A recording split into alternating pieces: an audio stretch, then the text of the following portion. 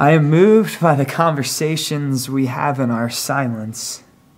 I don't know what we say across the room, what the mute atmospheric pull of my skin towards you means. The hairs on my arms standing up like metal filings to a magnet whenever you speak. But I know that I like it, and I can't wait for it to happen again tomorrow. When your eyes accidentally meet mine and then we glance away immediately. You to the fluorescent lighting, me to the speckled indoor-outdoor carpeting that looks like something I'd like to touch. I don't know for certain if we are speaking the same language, or if your eyes are shouting or whispering, or what the context is. If you're fighting with your best friend, or you just got an A in some class you're taking for fun, or if you're desperately in love with me. Or if maybe your eyes have just been shunning me all along, passers-by to the men who hand out comedy club flyers in Times Square, and I just haven't noticed yet.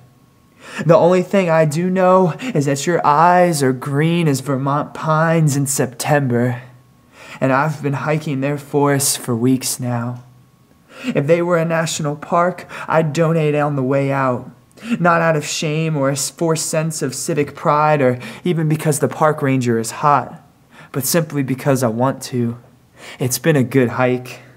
Pondering our indecipherable dialogues, I like to imagine complimenting you, pretending I'm James Bond or Ryan Gosling or even just my friends who are cooler than me, telling you that yellow top, the one with the stripes, is my favorite. It looks good on you.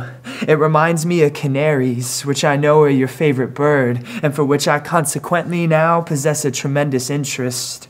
You said once, pressed to talk by one of those awkward introduction games in that community center class we found ourselves together in, that if you had to be any animal, you'd be a canary, because their feathers were the first place you saw God's brushstrokes as a child.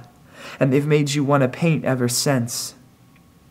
Trying to contain myself, watching you watch the floor as the game continued, I thought, if you were a canary, I would never keep you in a cage or take you down into a mine just to pray you didn't die. No, I'd take you to a Vermont forest and set you free. Build myself a cabin, then do nothing but go to church on Sunday and sit on the porch drinking lemonade. Writing poems about taxi cabs and marigolds and number 2 pencils and candied ginger, waiting for you to come back and sing to me. And thinking how, if you did, I wouldn't even have to force myself to like bird songs anymore, because I would love it. I would sing too.